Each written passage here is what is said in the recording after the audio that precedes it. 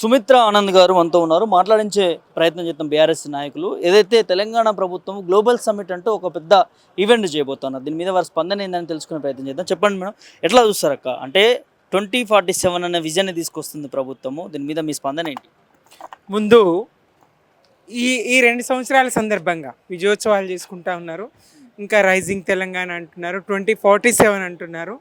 వాస్తవంలోకి రండి, నేల మీదకి రండి. మీరు ఏమి ప్రజలకి వంచన చేస్తూ ఉన్నారో, ప్రజలకు ఇవ్వకుండా ఎన్ని పథకాలను అడ్డుకున్నారో, ప్రజలకు ఎంత బాకీ పడ్డారో ఆ బాకీలు చెల్లించండి. ఇవాళ విశ్రాంత ఉద్యోగులు పదవి విరమణ పొంది వాళ్ళకు రావాల్సినటువంటి బెనిఫిట్స్ కోసం ఎదురు చూస్తూ ఉన్నారు. 2 సంవత్సరాల నుంచి కోర్టుల చుట్టూ తిరగాల్సిన పరిస్థితి వస్తూ ఉన్నది. ఇవాళ బెస్ట్ అవైలబుల్ స్కూళ్ళలో పిల్లలకు ఫీజు రియంబర్స్మెంట్ లేదు. ఇవాళ కాలేజీ విద్యార్థులకు ఫీజు రియంబర్స్మెంట్ లేదు. ఇవాళ అన్ని పథకాలు బాలింతలకు ఇచ్చేటువంటి కిట్టు కేసీఆర్ పసిగుడ్డు ఆరోగ్యాన్ని దృష్టిలో పెట్టుకొని మరి హైజీన్ ఉండాలి. అందరూ పేద తల్లులు పిల్లల మరణాలు సంభవించకూడదు, తల్లులు ఆరోగ్యంగా ఉండాలని కేసీఆర్ గారు ప్రవేశపెట్టినటువంటి కేసీఆర్ కిట్టును ఆపేస్తేవి. బాలింతలు పని చేసుకోలేరు, వాళ్ళు ఇంట్లో ఉండాలి కొంతకాలం అని చెప్పేసి వాళ్లకు 12,000 మగపిల్లాడు పుడితే 13,000 ఆడపిల్ల పుడితే ఇచ్చినటువంటి ప్రోత్సాహకాలను ఇవ్వకపోవడితివి. అనేక పథకాలను ఆపివేస్తేవి కదా. గర్భిణీ స్త్రీ మరి మంచి పౌష్టికాహారం తినాలని చెప్పేసి కేసీఆర్ మరి న్యూట్రిషన్ కిట్ ఇచ్చారు, అది మాన్పించేసి ఇవ్వకపోవడుతుంది కదా. ఎన్ని బాకీ పడ్డావయ్యా? ఇక్కడ భూమి మీద నివసించు, నువ్వు ప్రస్తుతంలో ఉండు. ఉట్టి అందుకోముందు స్వర్గం సంగతి తర్వాత, ఉట్టిని అందుకోముందు నేల మీద ఉండు, ప్రస్తుతాన్ని పాలించు. ఇప్పుడు ప్రజెంట్ మీరు రాష్ట్రాన్ని ఏలాలి, ప్రజెంట్ ప్రజలకు మీరు మంచి చేయాలి. 2047 సంగతి తర్వాత ప్రజలు ఏది నిర్ణయిస్తే అది జరుగుతుంది. ప్రజలు ఎవరిని ఎన్నుకుంటే వాళ్ళు చేస్తారు. ఆ కాలానికి సరిపడ చంద్రబాబు నాయుడు గారు చేయగలిగినరా? విజన్ 2020 అని చంద్రబాబు నాయుడు గారు ఏం చేయగలిగినరు? మరి 2020 వరకు రాష్ట్రమే వేరుపడింది కదా, 14లోనే మరి తెలంగాణ రాష్ట్రం వచ్చింది కదా. భవిష్యత్తును గురించి అంత దూరం వద్దు. ఇక్కడ ప్రస్తుతం ఈ రోజుల్లో ఇప్పుడు వాస్తవంలో ప్రస్తుతంలో ప్రజలకు కావాల్సినటువంటి మౌలిక సదుపాయాల కల్పన చేయి.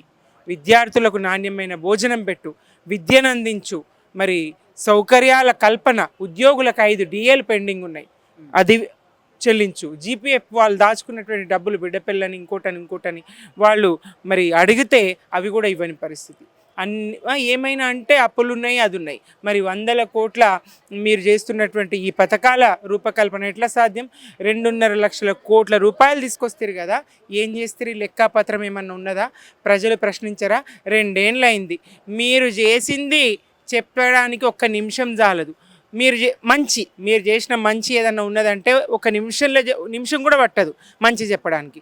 మీరు చేసిన చెడు తెలంగాణ రాష్ట్రానికి, తెలంగాణ ప్రజలకు మీరు చేసినటువంటి చెడును చెప్తూ పోతే రోజులు చాలాయి. అట్లాంటి పరిస్థితి ఉన్నది. కుంభకోణాలు తప్ప మీరేమైనా చేయగలరా? జేబులు నింపుకోవడం తప్ప మీరేమైనా చేయగలరా? స్కాములు కదా, అన్ని స్కాములు. ఆ స్కాముల్ని వెలికి తీయడానికి, ఆ ప్రకటనలు చేయడానికి, మీడియా సమావేశాలు పెట్టడానికి టైం సరిపోనన్ని స్కాములు వీళ్ళు చేస్తూ ఉన్నారు. 5 లక్షల కోట్ల భారీ భూ కుంభకోణం దేశంలో ఎక్కడ జరగని విధంగా మరి పారిశ్రామిక భూముల కుంభకోణం. అలాగే థర్మల్ విద్యుత్ ప్లాంట్ల ఏర్పాటు అసలు వద్దు, ఉండనే కూడదని చెప్పినటువంటి వీళ్ళు, ఆ ప్రభుత్వ బీఆర్ఎస్ ప్రభుత్వ హయాంలో ఉండకూడదు, ఏర్పాటు చేయకూడదని చెప్పిన వీళ్ళు మళ్ళీ దాంది ఒక కుంభకోణం, 50,000 కోట్ల కుంభకోణం. అన్ని కుంభకోణాలమయం, జేబులు నింపుకునే పని. ఫ్యూచర్ సిటీ పేరుతో ఇంకో పేరుతో ఏ పేర్లు ఏమన్నా ఉండండి, ఫ్యూచర్ తర్వాత సంగతి ప్రజెంట్లో ఉండండి అని ప్రజలు కోరుకుంటా ఉన్నారు. ఇది తెలంగాణలో జరుగుతూ ఉంది. ప్రజాపాలన చేస్తున్నాము, ఇందిరమ్మ రాజ్యాన్ని తీసుకొచ్చినాము, 2 సంవత్సరాల పాలన చాలా బ్రహ్మాండంగా చేసినాము. సో అందుకే విజయోత్సవాలు చేసుకోవాలని ఇయాల్టికి 2 సంవత్సరాలు కాంగ్రెస్ ప్రభుత్వం అధికారంలోకి వచ్చి పూర్తవుతా ఉన్నది. సో ఖచ్చితంగా రాష్ట్రంలో ఉన్నటువంటి ప్రజలందరూ కూడా విజయోత్సవాలు చేసుకోవాలంటూ ముఖ్యమంత్రి పిలుపునిస్తూ ఉన్నారు. దీన్ని ఎట్లా చూస్తారు? అవును, విజయోత్సవాలు చేసుకోవాల్సిందే. విజయోత్సవాలు చేసుకోవాల్సిందే. ప్రజల్ని ఎట్లా మోసగించినావు, విజయవంతంగా 2 ఏళ్ల నుంచి మోసగించినందుకు విజయోత్సవాలు చేసుకోవాల్సిందే. విజయవంతంగా 2 ఏళ్ల నుంచి ఎన్నికలకు ముందు అబద్ధాలు, ఎన్నికల తర్వాత అబద్ధాలతో 2 ఏళ్ళు గడిపినందుకు విజయోత్సవాలు చేసుకోవాలి. హామీలు ఎగవేసినందుకు 2 ఏళ్లుగా హామీలను ఎగవేస్తున్నందుకు విజయోత్సవాలు చేసుకోవాలి. అడుగడుగున అన్ని వర్గాలను మోసగిస్తున్నందుకు విజయోత్సవాలు చేసుకోవాలి. ఇదే కదా పాలన, ఇదే కదా ఇందిరమ్మ పాలన. శాంతి భద్రతలు లేవు, రైతన్నల గోడు చెప్పనలవి కాదు, విద్యార్థుల గోడు చెప్పనలవి కాదు, ఉద్యోగుల పరిస్థితి అదే.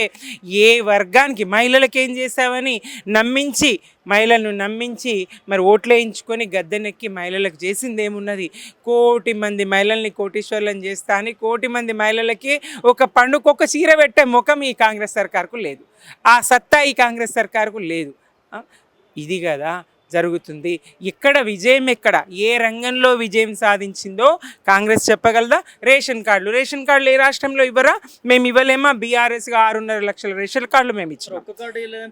ఇదే కదా అబద్ధాలు ఆడడంలో విజయం సాధించిందని చెప్తున్నా కదా. నాటి నుంచి సరే అధికారంలోకి రావడానికి ఒక పార్టీ నేతగా, ప్రతిపక్ష నేతగా ఉండో లేకపోతే పార్టీ ప్రతినిధిగా ఉండి అబద్ధాలు ఆడిండు. ముఖ్యమంత్రిగా కూడా అదే అబద్ధాలు. ఇప్పుడు రాష్ట్రాల్లో పోయి మరి రాష్ట్రంలో ఈ స్థానిక సంస్థల ఎన్నికల సందర్భంగా పర్యటనలు చేస్తూ ఉన్నారు. 5 జిల్లాల పర్యటన అయింది. ప్రతి జిల్లాలో ఇదే అబద్ధాల వల్లే పోతే మళ్ళీ అబద్ధాలు మాట్లాడకపోతే రేవంత్ రెడ్డి గారు తల వేయి వక్కలవుతుందని మన శాపం ఉన్నదో ఏమో. అడుగడుగున అబద్ధాలు. ప్రజలు ఎంతకాలం అబద్ధాలను నమ్ముతారు, ఎంతకాలం విశ్వసిస్తారు? ఈ సోయి జ్ఞానం ఉండాలి కదా. వాళ్లకు కేసీఆర్ని తిట్టడము, అబద్ధాలు చెప్పడము 2 ఈ రెండిట్లో మాత్రం విజయం. తిడుతూనే ఉంటారు. కేసీఆర్ని తిట్టకపోతే మరి గొప్పతనం ఉండదనుకుంటారు. గొప్పవారిని తిడితే గొప్పవాళ్ళు అవుతామనేటువంటి భ్రమలో, ఆ భ్రాంతిలో కేసీఆర్ గారిని తిడుతూ పొద్దు గడపడమే తప్ప ఇంకొకటి లేదు. 10 ఏళ్ల కేసీఆర్ గారి పాలనలో అభివృద్ధి చెందని రంగం లేదు, అభివృద్ధి చెందని వర్గం లేదు. అంతా వికాసం.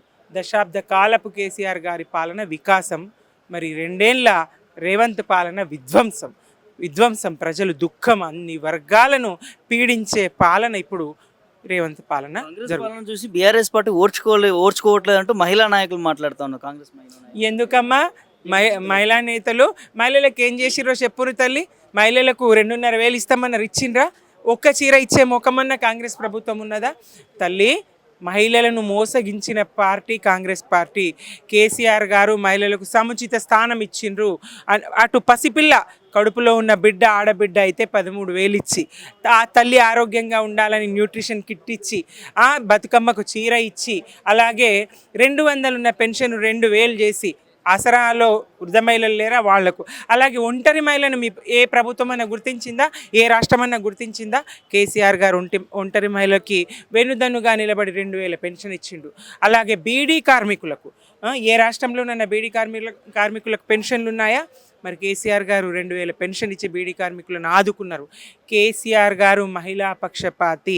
కేసీఆర్ గారు మహిళలకు రిజర్వేషన్ల శాతం స్థానిక సంస్థల్లో మరి 50% దగ్గర 49% చేస్తే ఇవాళ ఆ శాతాన్ని మళ్ళీ కుదించింది రేవంత్ సర్కార్. మహిళలకి స్థానిక సంస్థల్లో రిజర్వేషన్ల శాతాన్ని తగ్గించింది. అటు బీసీలకే కాదు, ఇటు మహిళలకు కూడా తగ్గించింది. ఇట్లా మహిళలకి పెద్ద దోకాబాజీ ఎవరైతే రేవంత్ రెడ్డి.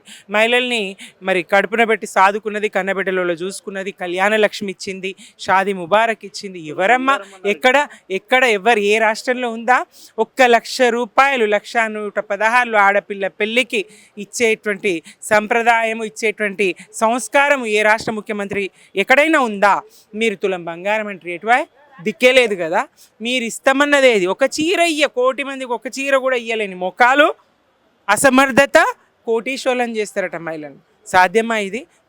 మాటలు, గాలి తిరుగుళ్ళు. ఢిల్లీ చుట్టూ గాలి చక్కర్లు 60 సార్లు ఇప్పటి వరకు ఢిల్లీ చుట్టూ పోయొచ్చిండు.